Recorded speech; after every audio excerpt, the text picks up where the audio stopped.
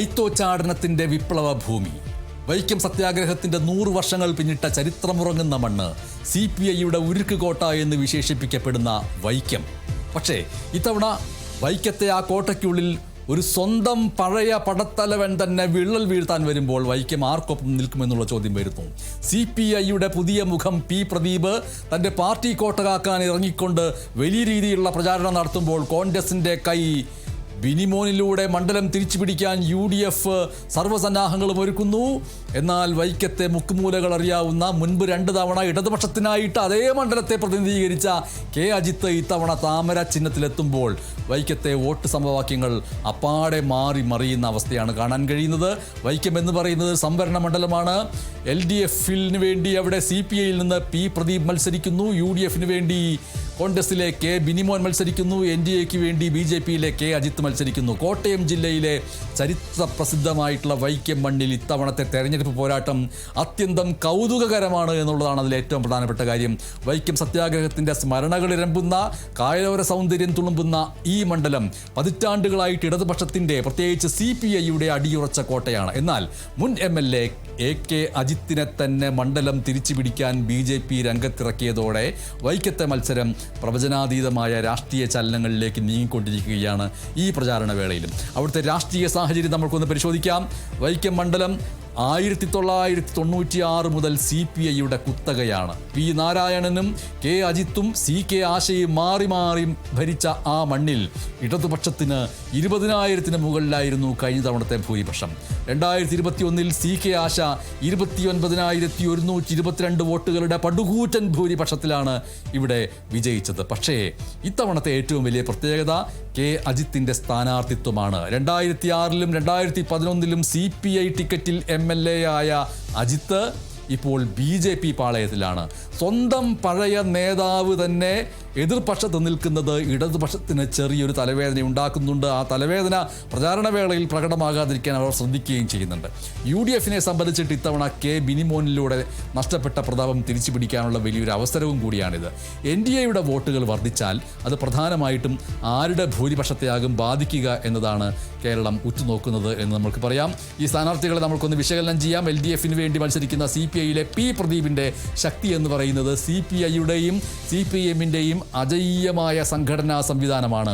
CK ആശ മണ്ഡലത്തിൽ നടപ്പാക്കിയ വികസന പദ്ധതികൾ, ഇടതുപക്ഷത്തിൻ്റെ അടിയുറച്ച കേഡർ വോട്ടുകൾ എന്നിവയൊക്കെ വലിയ പ്രതീക്ഷ നൽകുന്നു. പക്ഷേ വെല്ലുവിളി എന്ന് പറയുന്നത് മുൻപ് CPIയെ നയിച്ച അജിത്ത് എതിർപക്ഷത്തുള്ളത് വ്യക്തിപരമായ വോട്ടുകളിൽ വിള്ളലുണ്ടാക്കുമോ എന്നുള്ള ആശങ്ക ഒരു ഭാഗത്തുണ്ട്. ഒപ്പം 10 വർഷത്തെ പിണറായി സർക്കാരിനെതിരെ ഉണ്ട് എന്ന് പറയപ്പെടുന്ന ഭരണവിരുദ്ധ വികാരം അതും ഒരു വെല്ലുവിളിയായിട്ട് വരുന്നു. UDFിലെ K ബിനിമോനെ സംബന്ധിച്ചിട്ട്, കോൺഗ്രസ്സുകാരനായിട്ടുള്ള K ബിനിമോനെ സംബന്ധിച്ചിട്ട് ശക്തി എന്ന് പറയുന്നത് കോൺഗ്രസിൻ്റെ വിശ്വസ്തനായിട്ടുള്ള മുഖം എന്നുള്ള നിലയ്ക്കുള്ള ശക്തിയാണ്.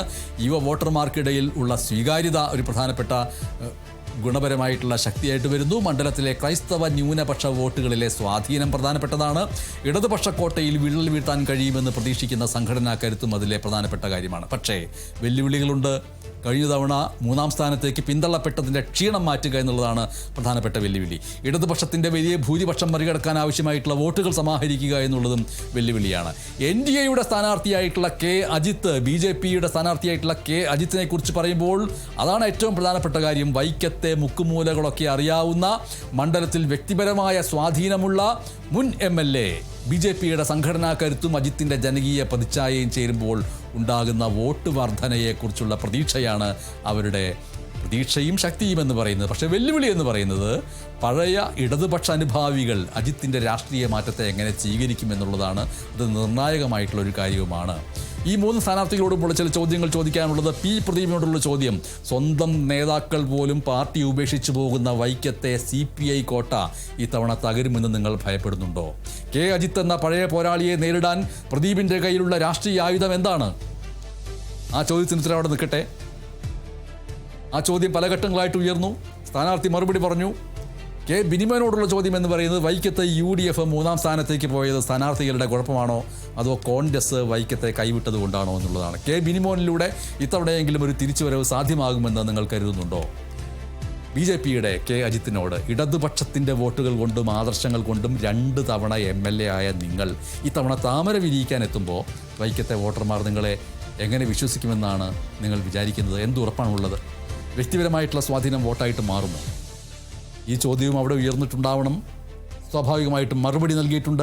ആ മറുപടികൾ ജനം എങ്ങനെ എടുത്തു എന്നുള്ളത് അറിയേണ്ടിയിരിക്കുന്നു. അത് പോളിംഗ് ബൂത്തിലെ അറിയാൻ കഴിയുകയുള്ളൂ. പക്ഷേ വൈക്കത്തെ പ്രാദേശിക ചർച്ചാ വിഷയങ്ങൾ, ഏത് വോട്ടെടുപ്പിലും രാഷ്ട്രീയ വിഷയങ്ങളെക്കാൾ ഉപരി ജനങ്ങളുടെ അടിസ്ഥാന വിഷയങ്ങൾ ചർച്ചയാവണം. കുടിവെള്ളക്ഷാമത്തെക്കുറിച്ച് ജനങ്ങൾ ചോദ്യങ്ങൾ ഉയർത്തുന്നു. വൈക്കത്തെ പല തീരദേശ വാർഡുകളിലും രൂക്ഷമായ കുടിവെള്ള പ്രശ്നമാണ്, അത് ചർച്ചയാവുന്നു. ടൂറിസം വികസനവുമായി ബന്ധപ്പെട്ട് ചർച്ചകളുണ്ട്. വൈക്കത്തെ കായലോര ടൂറിസം പദ്ധതികളുടെ മെല്ലെപ്പോക്ക്, വിനോദസഞ്ചാര മേഖലയിലെ മുരടിപ്പ്, കൃഷിയുമായി ബന്ധപ്പെട്ടാണെങ്കിൽ മണ്ഡലത്തിലെ തെങ്ങ് കർഷകരും മത്സ്യത്തൊഴിലാളികളും നേരിടുന്ന പ്രതിസന്ധികളുണ്ട്. റോഡ് നവീകരണവുമായി ബന്ധപ്പെട്ട് ജനങ്ങൾക്ക് വലിയ പരാതികൾ പറയാനുണ്ട്.